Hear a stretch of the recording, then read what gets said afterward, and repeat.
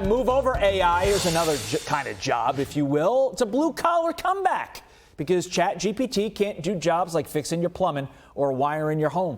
Ken Rusk is a former construction worker and the author of Blue Collar Cash. By the way, Carly confirms that ChatGPT cannot plumb your home. Nope. She just confirmed it. Yep. According to Axios and Microsoft, the most vulnerable jobs are interpreters and translators, historians, passenger attendants, sales reps, and writers and authors. The least vulnerable, Ken, dredge operators, bridge and lock tenders, water treatment plant and system operators, foundry mold and core makers, and rail track laying and maintenance equipment operators. It's a lot of words to say blue collar is back, Ken.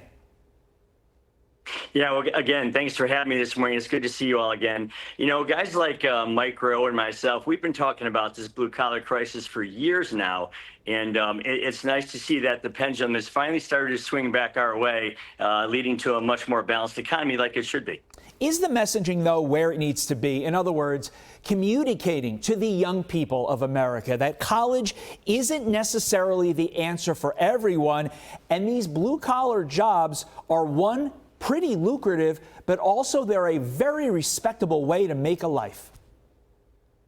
Well, you know, it's really interesting because it seems like the highly educated in the media only really want to interview the other highly educated. And it's great because, you know, guys like us, we just cruise along and fly under the radar, and we have these blue collar careers and we make a really, really great living, but nobody knows it. You know, I get interviewed a lot and I get asked this question, why didn't I know about how lucrative these things are? And I said, it's simple. I mean, people just don't ask us. So here we are going along doing our thing, making great livings, and you know, just nobody knows about it. So that's why I've been trumpeting this thing for years now. I even wrote a book about it. So it's great to see that kids are starting to realize that, you know, doing things with your hands is really an honorable way to make a living, and it's also now a lucrative one as well. But we have to look past just the kids. We need to look at the middle-aged person who, quite frankly, their job may go away because of AI. So what is your message to that person?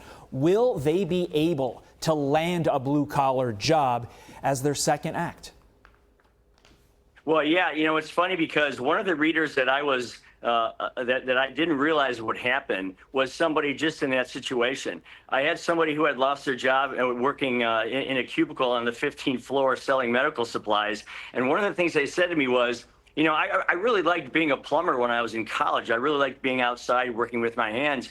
And he said, you know, after reading your book, I said, you know what, I'm going to go do that. I'm going to switch back to that career. He's never been happier because he now controls most of his life. He controls his input, his output, the quality of that output. He controls his day, his time, and his schedule, and his financial gain. So for him, it's been a great move, and I think anyone can do it. They just have to, you know, they have to start thinking differently and get back into that world. Under Trump, blue-collar workers are seeing the biggest wage increase in about 60 years. Before we let you go, Ken, what blue-collar jobs would you tell people watching right now to go into? About 20 seconds.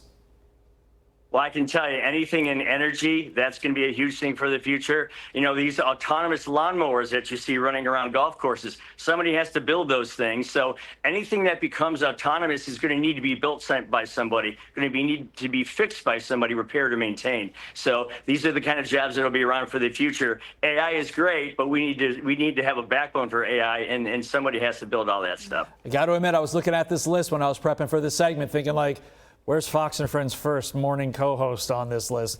We'll see if it happens. If not, I do a good job plumbing, Ken, and that can't be taken away from me. Ken Rusk, have a great day. Thank you. And with that, Fox and Friends begins. All right now.